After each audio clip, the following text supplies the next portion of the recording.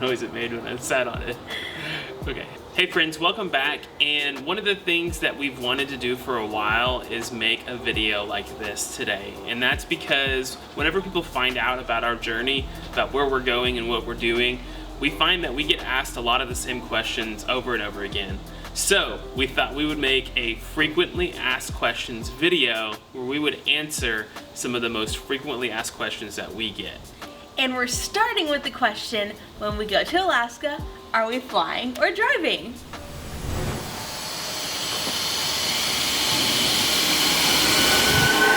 We made it!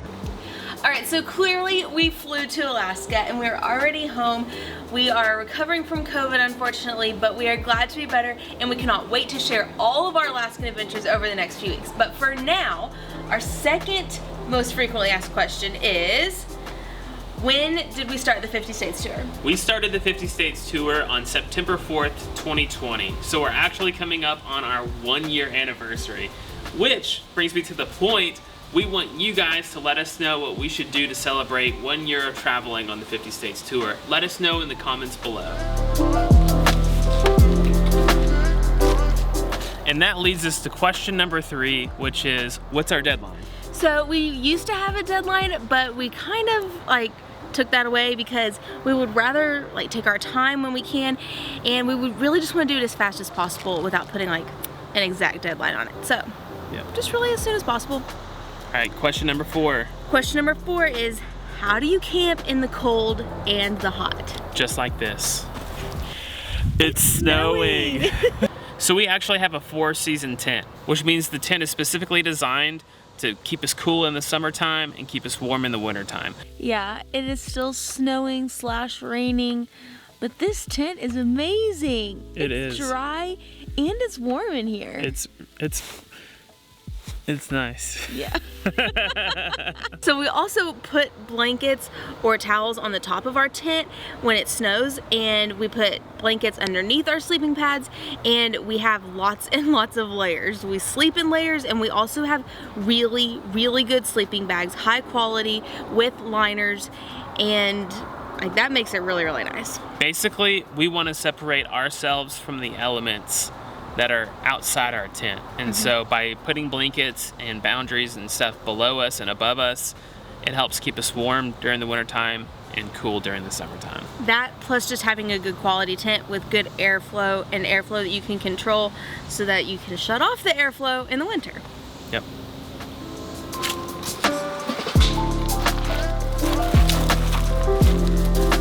All right, next question. How do we decide what to do in each state that we go to? So I typically at least start this process, and sometimes TJ helps, but my number one thing is I always look at what the touristy things are to do, and if we want to do that first of all, and if we haven't done it. So in Arizona, obviously we wanted to go see the Grand Canyon, but we really, really love getting to know the back roads and the local things.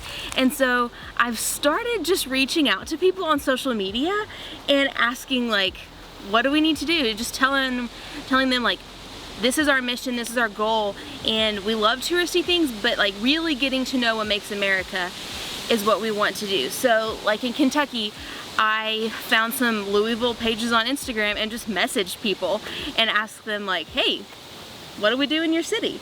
The cookie dog. It doesn't get any more local than this. And that's been really fun, and just reaching out to the locals. Which, if we haven't been to your state yet, go ahead and drop in the comments below on any of our videos what you think we should do in your state. Yes, please.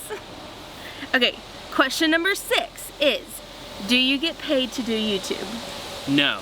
Not currently, which is crazy because YouTube has actually been running ads on our videos, but we haven't really seen any of that revenue at all because we're not a YouTube partner yet. In order to be a YouTube partner, you have to have 1,000 subscribers within 365-day range, and you have to have over 4,000 watch time hours in that same range. Which we don't have quite yet. No, but you can help us get there. Yes, by subscribing below if you're not already subscribed. Yes, and every time you watch our content helps, and we would love it because if we actually got the ad revenue from those ads that are played on our videos that we worked hard to make, then we get to do this more. We're not bitter about it at all though. No. Also, another form of revenue on YouTube is brand deals. And while we haven't received money for brand deals yet, some of the things that you've seen us do in our videos have been comped as far as our entry fees or our admission fees or stuff like that. They've actually let us do it for free in exchange for advertising on our YouTube channel. And you know which ones those are because we usually put a thing at the end with their logo saying this video is made possible by so-and-so. And we really love partnering with those businesses. Which brings us to our next question. What's your favorite place that you've been to? I used to say Texas, and Arizona was really close to the top two, but now that we've been to Alaska, specifically Denali National Park is my favorite. I feel bad because we're like talking about Alaska. They haven't seen us in Alaska I know. yet. You'll just have to subscribe and stay tuned for next week for our Alaska series. What about you? That's tough. I think my favorite might be Alaska, just because it's literally nothing like what we're used to living in. Like the nature is absolutely beautiful. If you go to one place and you literally like drive 15 minutes down the road, it's completely different. But other than Alaska, I'd probably say Texas or Arizona. Yeah.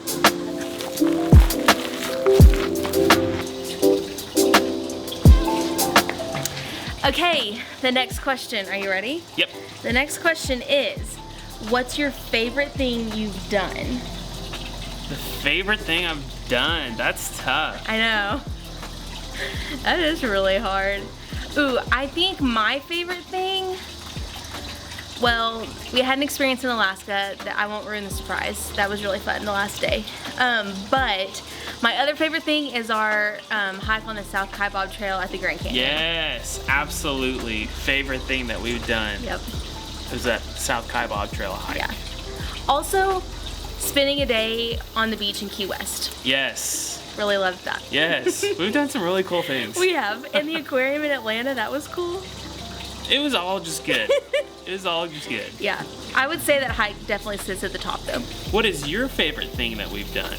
Comment below. So question number 9 is there anything or anywhere that you don't want to relive? Yes.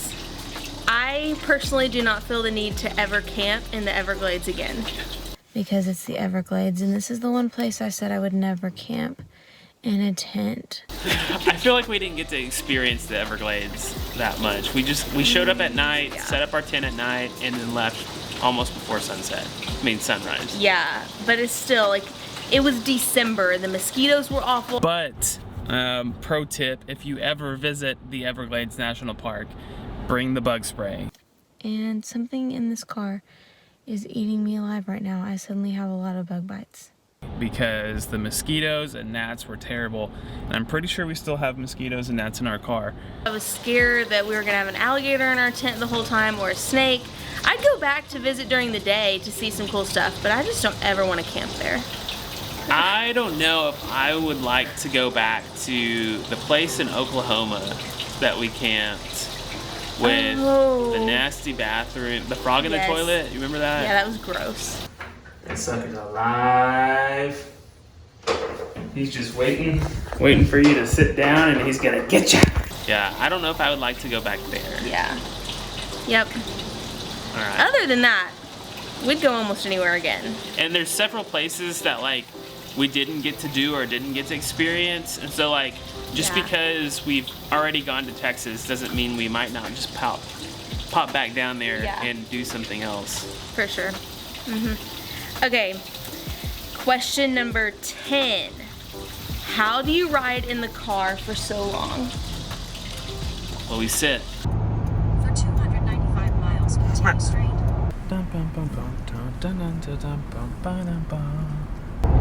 You're cute.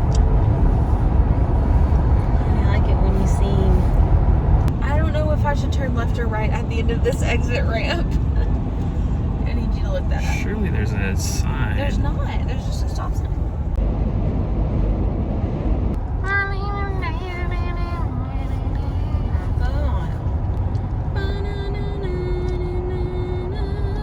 much do we have to pay to get in? 3.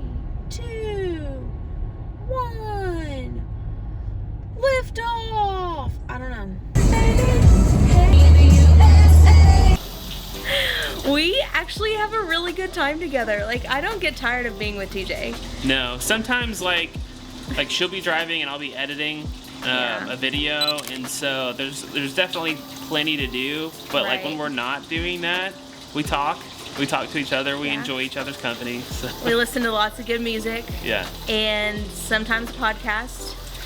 And yeah, whenever like one of us is not driving, almost all the time, the one who's not driving is working on something. Yeah. Editing or social media stuff or whatever. So. Yep. Also, we try to like split up the driving pretty well. I think it goes by pretty fast when we take turns. Yeah. And we stop and see random stuff. We just saw a sign for the world's largest rocking chair, and so we had to exit. Pretty much. Yeah. All right, next question. Are you going to Alaska and Hawaii as well? I am shocked at the number of times we get asked this question because it's literally called the 50 States Tour, and those are both a state, so yes. And at the time we filmed this video, we've already been to one of those. Yep. Next, this answer has changed in the past week. How has COVID affected your travels? Well, before last week, it hasn't really. We conceptualized the 50 States Tour as a result of COVID, so we had some plans to travel internationally. And because of the international travel ban, we decided that we would just explore our own country, our own backyard. And so this is more of a result from COVID, the 50 States Tour is. But more recently, in the past week, since we've gotten COVID, it's definitely changed our perspective on a couple things. Yeah, I would say the main thing is that obviously we flew to Alaska, and we feel like our experience in the airports contributed to getting COVID. We made it to Atlanta and we're in line to board our last plane of the day. And that's kind of a long story, but I think we will take flying, just approaching it a little bit differently when we have to do that. When COVID's still a thing in the future. And another question we get asked a lot is, where are we from? So we're from Central Arkansas. We call Little Rock and the surrounding area home, which I love because this is a natural state, so it's really perfect for people like us who love to camp.